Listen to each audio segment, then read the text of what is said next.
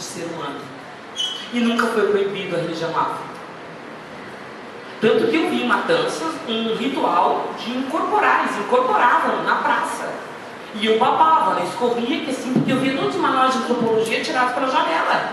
Porque eu via aquilo acontecendo. E o Estado nunca puniu aquilo. Nunca proibiu que aquilo existisse. Porque é cultural. Por isso que eu digo que o princípio da igualdade e da fraternidade, da igualdade e da liberdade, lá não foram opostos nunca. A questão específica dos homossexuais. Carlos Tablada. Ai, obrigada. Ai, ficamos livres agora. Carlos Tablada. Só para não ficar aí. Isso, que é aquele teórico cubano que ele ficou quase 15 anos, né? Ele fez 15 anos sabáticos. Ele ficou sem estudar nada, sem fazer nada, somente estudando Che. E ele conseguiu fazer uma obra fantástica. É a melhor obra sobre o modelo econômico de Che Guevara. E aí, como o livro está esgotado, a gente não consegue aqui. Quem for a Cuba, consigo comprar lá, porque é bem baratinho os livros. Tem um dia que eles podem fazer, né? Vocês comprem, porque é bem barato, é equivalente para nós 3, 4 pila. E vale a pena ter na biblioteca porque não tem edição brasileira, o pessoal não gosta de digitar aqui. Os bancários fizeram a edição, né, junto com a Rossemapi, uma edição, mas é compilada. Ele fez uma fininha assim, mas ele fez compilado e os bancários da Rossemapi editaram. Mas o livro mesmo no Brasil não tem. Tá? Eu consegui um sebo porque o cara tinha abandonado o livro. Mas quem puder compilar, porque vale a pena ler. Até para que vocês entendam a crise do capitalismo contemporâneo, o Che consegue fazer isso. O nome do livro é o Marxismo de Che e o Socialismo no século XXI. Esse que foi editado pela Rossemapi, pelos bancários, né? Isso tem pra ver. Lá no Rio deve ter esse pequenininho, né? Lá na Palmarica. Na Palmarica é o lugar que a gente encontra para os points alternativos. Né? Porque nas outras maiores não tem. Esse pequenininho tablada, não o original, esse que ele fala sobre o modelo. Então, a questão dos homossexuais na estrutura política cubana. Nós temos que levar em consideração uma série de fatores, e principalmente a influência soviética. Não dá para ser, né? Já tive inimizade com alguns companheiros meus stalinistas e digo, sinto muito. Sinto muito. Eu não posso fazer de conta que eu não vi, ou fazer de conta que eu não entendo. Respeito a posição dos meus companheiros, acho que cada um pode ter suas posições e defender, mas eu não posso não falar sobre isso, já que eu estudo isso. Tá? Então, uma forte influência soviética do desrespeito a essa posição das bases.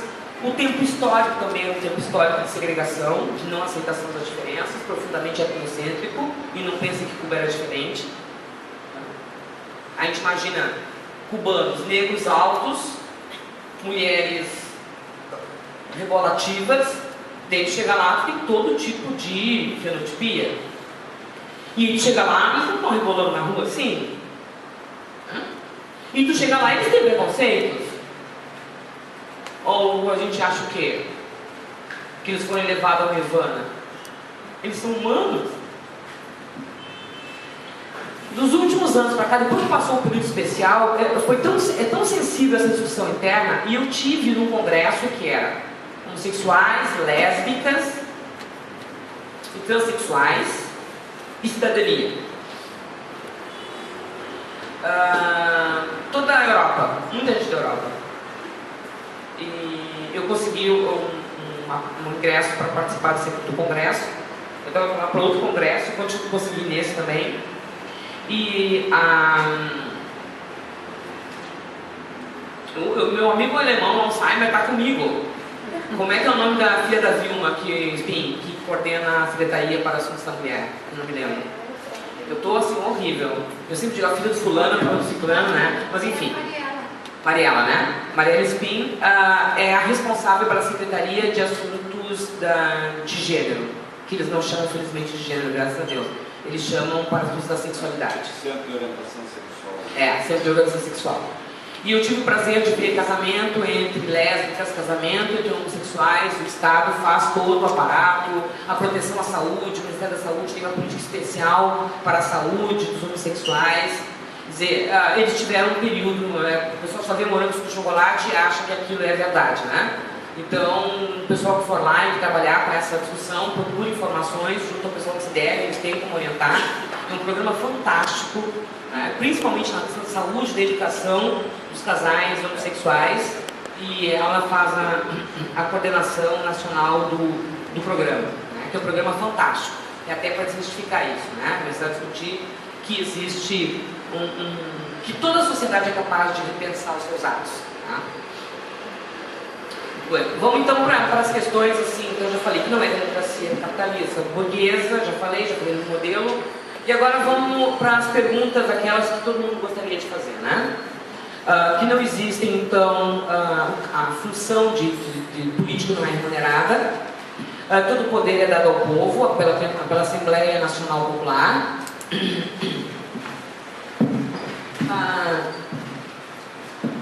Os candidatos, eles não se autoproclamam. Eu sou o candidato porque eu sou o máximo, eu me adoro, eu sou médico, com um estetoscópio pendurado, né? Doutor fulano de tal, falou assim, doutor fulano de tal, CRM. Acho que eles não botam CRM para não confundir com o número do candidato aqui no Brasil, né? Arquiteto fulano, gente, como é que é isso agora? É concurso de profissão?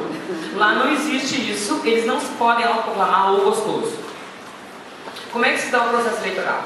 A pessoa tem que ser indicada pela sua comunidade. Ai, que bem. São colocadas dentro dos municípios, dos distritos, a foto e o currículo vitae. Mas não é a pessoa que bota. Tá? Por exemplo, eu chego lá e digo, Cecília, eu vou te indicar como delegada para concorrer, né, como candidata para concorrer à Assembleia Nacional Popular local, provincial ou nacional. Aí eu vou lá, pegamos a foto, eu pego a foto, o currículo dela, o trabalho social que ela fez, e vamos lá nas zonas eleitorais e se pendura. E todo mundo bota. Tá? Aí então, caminhando por lá, não sei o que, chega o Ricardo e diz assim, não, mas a Cecília não faz isso daqui. Chama o pessoal e diz, olha, tem problema. Até dito que a Cecília fez isso, mas ela nunca fez. Automaticamente a Cecília vai lá e tira a candidatura dela. Então tem um controle permanente. Justiça do escrutínio. Como é que é feito o escrutínio? Tem que estar os candidatos, a comissão eleitoral e aberto ao povo, a quem quiser. Então no dia que fazem o escrutínio, tá aquela massa lá para ver as eleições. Não tem guarda gritando. Quem cuida do processo eleitoral são as crianças.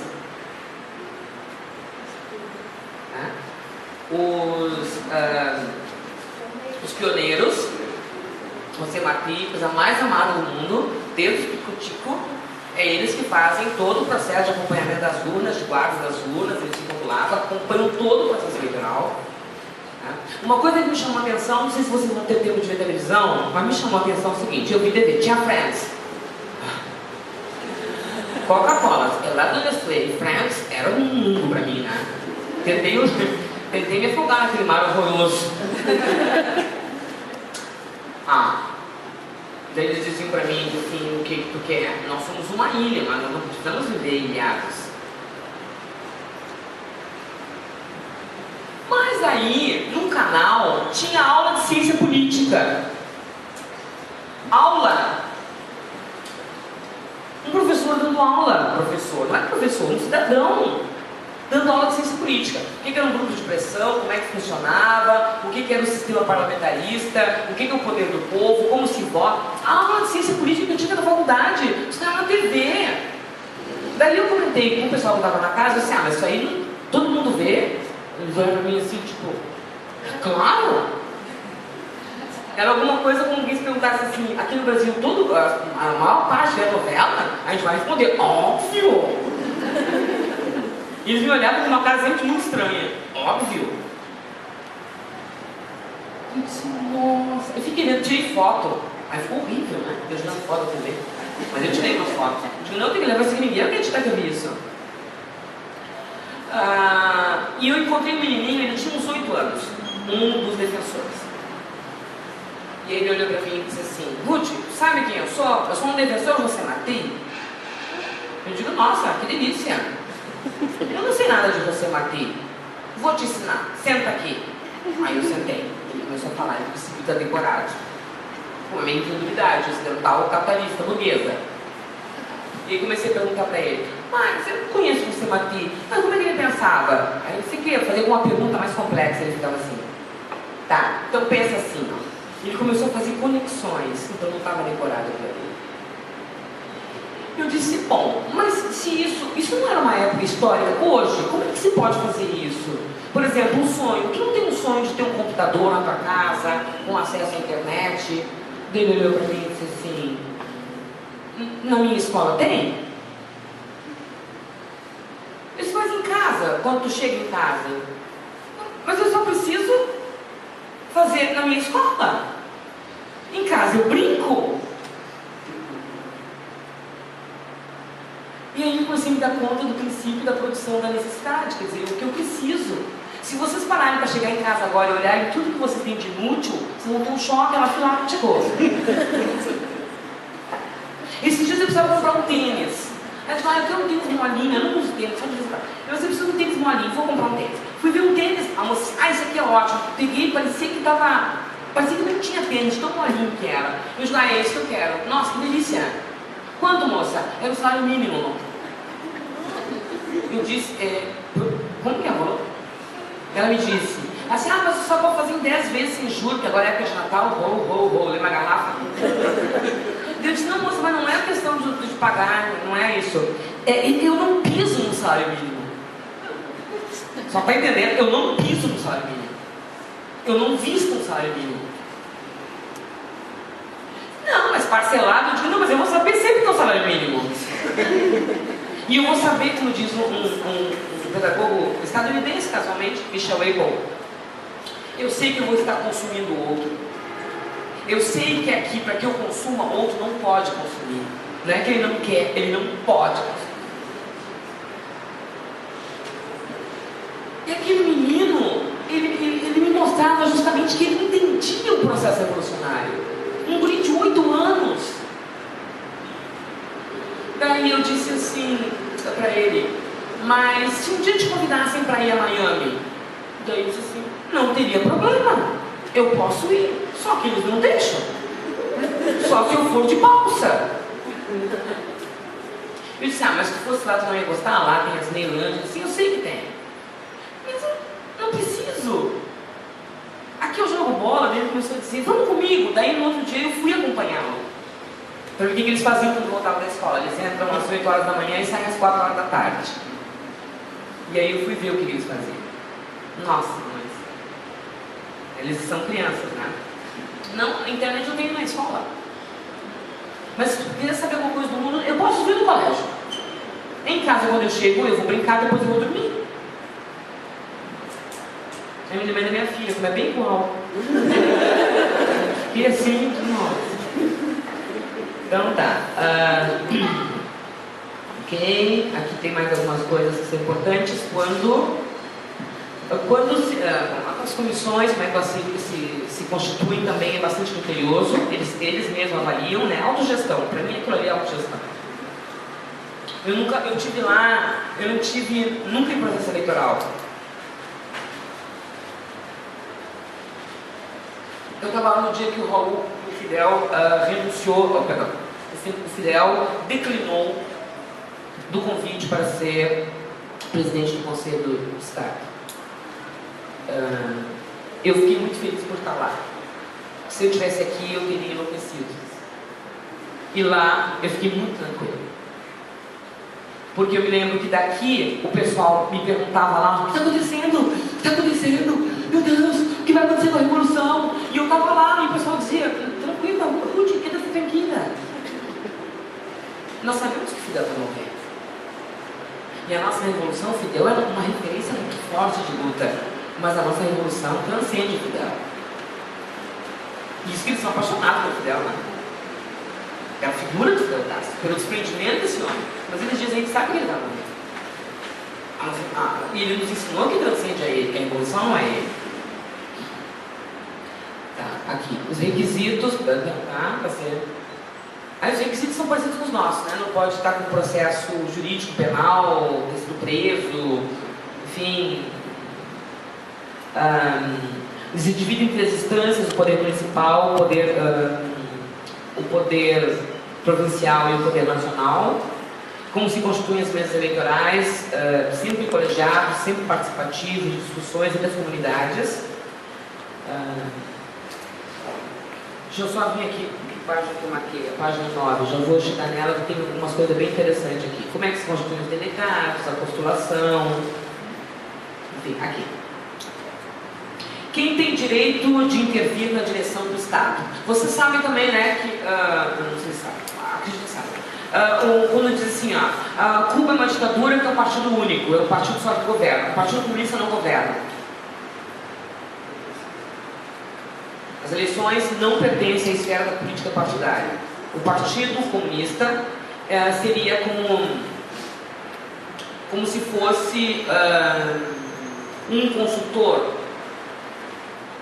Ele é responsável pela manutenção da revolução. Dentre os delegados, ou seja, os deputados agora, a última informação que eu tive, não sei se procede, 40% não são vinculados. 60% não são vinculados ao Partido Comunista. Muitos dos jovens não participam do Partido Comunista. Participam das instâncias anteriores, através dos comitês de defesa da Revolução, muito intensamente, gostam disso, atuam nisso. E quando eu perguntei, mas é militância no Partido Comunista? Eles disseram não. A gente quer ser mais livre, porque ainda o partido não conseguiu fazer uma ruptura de fato com algumas posições stalinistas, e é difícil, porque tem alguns companheiros mais velhos que têm a União Soviética grudada, né? Porque, historicamente, meu Deus do céu, os caras viveram anos a fio, aí eles têm comportamento. Então a gurizada diz, não, quando o partido der uma reviravolta, a gente até talvez possa pensar, mas o partido não faz a gente comunista. E aí eu me lembrei da Aide Santa Maria, né? O girassol de Cuba. O girassol de Cuba, porque a Aide virava de acordo com onde o sol ia, né? Por isso que ele é chamado de girassol de Cuba. A Aide dizia, eu não preciso de um partido comunista para ser comunista. E isso está muito forte na juventude cubana. Eles não são contra o partido, eles têm algumas críticas. Agora o partido também se revisou bastante, ele precisava fazer isso. Mas eu não sei então, a partir do ano passado, como é que está a juventude em relação ao Partido Comunista, se realmente eles sentiram uma modificação. Então, vou terminar, né? Posso começar, só rapidinho. Quem tem o direito de intervir na direção do Estado? Por direito constitucional, todos os cidadãos cubanos com capacidade legal para isso têm o direito de intervir na direção do Estado, bem diretamente ou por intermédio de suas representações eleitas para integrar os órgãos de poder popular. Mas tem dissidentes que são presos. Aqui não tem dissidentes presos? Não? O dono da Wikileaks não é um preso político?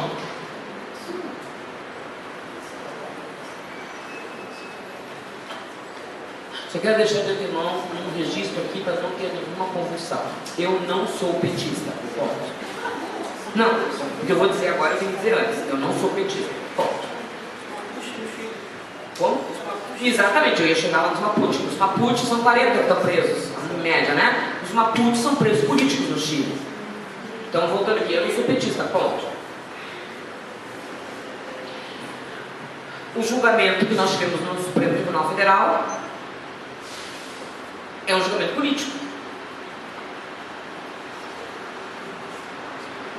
Eu só não vou considerá-lo político se nós tivermos também o julgamento do Mensalão de Minas.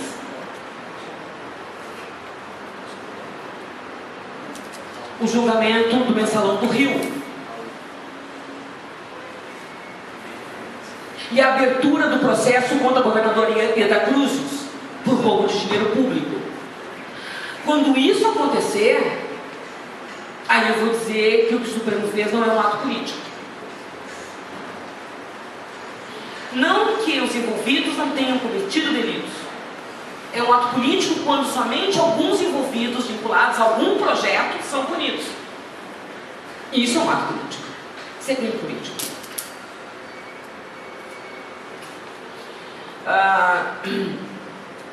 se vocês estão aqui coisa mais meiga, com os semblantes assim de coisa fofa, se você está tentando enquanto a segurança nacional, Dilma Rousseff, a companheira, a legal, a camarada, nos bota no childrone.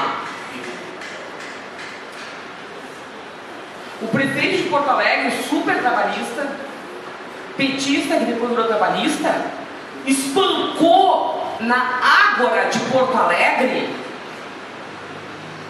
a polis organizada, porque atentou contra o segundo garoto propaganda da Coca-Cola, um tanto bola chamado Abjube, que é amizade com júbilo, uma coisa fácil para as pessoas dizerem. E todo mundo diz assim, ai que júbilo que eu te vi agora. Júbilo é uma palavra corriqueira na vida das pessoas. Então, os meus alunos foram espancados. E mais do que isso, eu vou só esperar agora para passar o processo. Está o processo na Comissão de Direitos Humanos na delegacia. Assim que passar o processo, eu vou escrever sobre isso e vou para a Esquina Democrática dar de graça. Eu vou fazer um empréstimo, vou publicar os livros dar de graça. Os meus alunos sofreram por parte da Brigada Militar assédio moral, ofensa, tudo que vocês podem imaginar. Vocês não têm noção do que essa gurizada sofreu. Tortura. Tortura psicológica. Um dos meninos, que é meu aluno, ele está com a perna toda ferida ainda hoje, tem manchas. E no hospital de pronto-socorro, o médico disse, eu não sei que arma te feriu. Eu não sei que arma te feriu. E aí foi chamada a Comissão de Justiça e Direitos Humanos para ver o que aconteceu. Que arma é essa que estão usando contra nós? E mais, desrespeitado o tratado a Convenção de Haia. A Convenção de Haia da Guerra Justa diz que quando o inimigo estiver ferido, caído no chão, na guerra tu não pode atirar nele. Esses meninos sofreram essas balas, que a gente não sabe o que é de efeito moral, eles estavam caídos, eles foram nas pernas, em cima, foram atirados em cima deles. Isso é quebra da Convenção de Haia. Isso não. Só em Cuba que acontece isso. Puxa.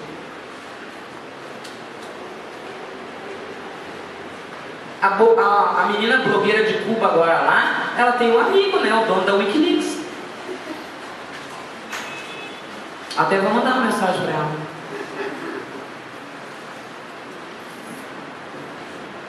Claro que existem presos políticos. Isso é tipo do Estado Nacional. Tu não pode transcender um modelo de sociedade e dizer assim, a partir de hoje faça-se o sol, faça-se a chuva, faça-se Cuba, e Cuba se fez. Não se fez, ela se faz. Por isso que precisa da evolução permanente, ela se faz. E se o velho Marx estivesse aqui, ele ia dizer assim, vamos parar uma vez com isso aqui. Que ele era alemão, né? Toda velha. Vamos nos organizar aqui. Vocês estão fazendo muita bagunça. Isso aqui é um caminho que deveria ser percorrido.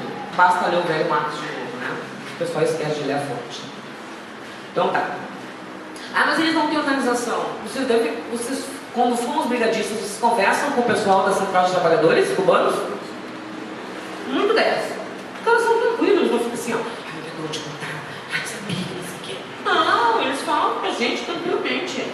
Não tem erros, a gente tenta na mesa para negociação, discutem. O voto é obrigatório? Não. O voto é livre, igual e secreto. É um direito constitucional e um dever cívico que se exerce de maneira voluntária e, por não fazê-lo, ninguém pode ser sancionado. Então não é voto obrigatório em Cuba. Mas tem 98, 99% de votantes. Só não votam aqueles que estão doentes ou que estão a trabalho em outro lugar, porque muitas vezes eles estão em outra província ou fora do país mesmo a trabalho, né?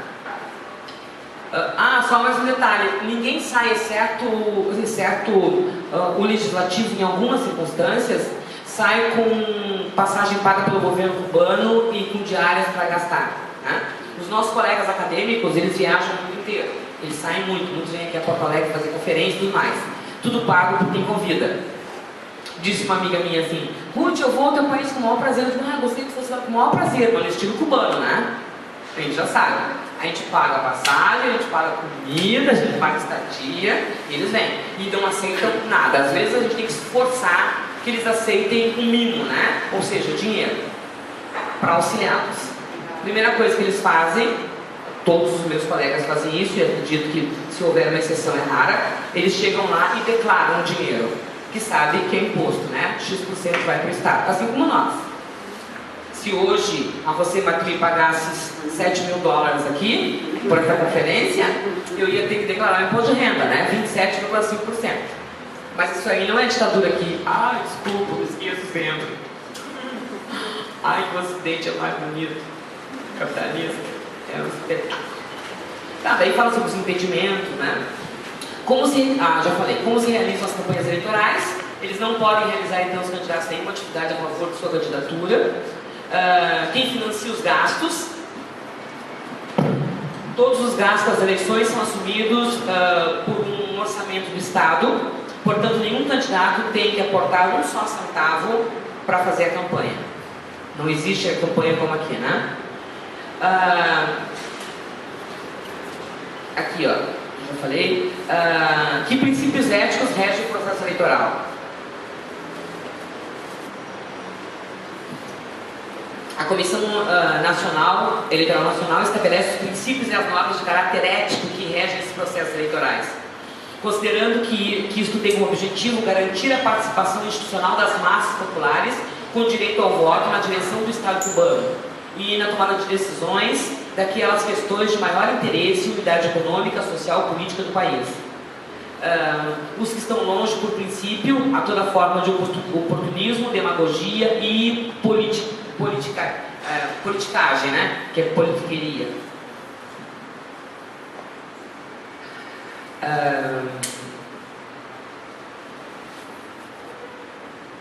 Votação direta, então eles podem, cada um pode tomar. Os delitos eleitorais são previstos em lei específica, o Código Penal. É bastante rigoroso o Código Penal deles. Deixa eu ver só para acabar aqui se tem alguma coisa aqui. Então, os irmãos Castro, quando o Raul foi indicado para a presidência da República, saiu na mídia aqui, eu estava lá ainda, mas o pessoal me mandava notícia que que o Fidel tinha passado para o irmão dele o cargo. Eu fico muito louca, né? Igual gente burra. O Fidel não passou o cargo para o irmão dele. A comissão elegeu o Raul Castro. E é mais ou menos assim, né? Vamos ver uma coisa? Eu vou falar uma coisa para vocês. Os nossos militares aqui, eu tenho familiares meus que são militares. Quem é o patrão do exército? É o Duque de Caxias. Ok. Eles gostam do Duque de Caxias, porque é o herói deles. Ou sanguinário, mas é o herói deles. Né? Vocês imaginem o povo cubano, entendo vivo ainda, os homens que arriscaram a própria vida pela Revolução. A gente não consegue imaginar isso porque a gente não tem. A gente tem a gente é órfão. Mas vocês imaginem ter vivo. Quando eu cheguei em Havana, a primeira coisa que eu fiz foi ficar sentada na praça. O guarda meio que me olhou, eu abanei para ele, eu era cubano, ele sentiu. Eu fiquei sentada, agachada no chão, assim, sentadinha, olhando para o grama, para o barco. A sensação de olhar para o palácio, para mim, foi um drama. Porque o barco está exposto na praça.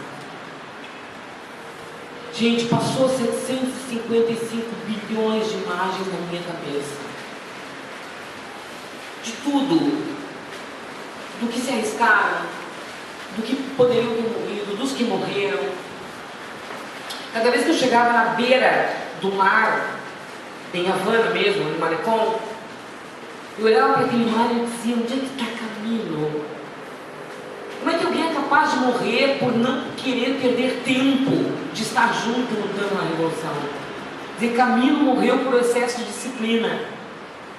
Se o Camilo Cienfuegos não fosse tão disciplinado, ele não teria morrido. Se ele não tivesse voltado naquela noite de temporal terrível, aquele avião teco-teco, o avião não teria desaparecido. Sabe-se Deus se caiu em água ou se foi abatido. Né? Mas o governo cubano não acredita no fato de ter sido abatido. Né? Nossa, o que passava pela minha cabeça?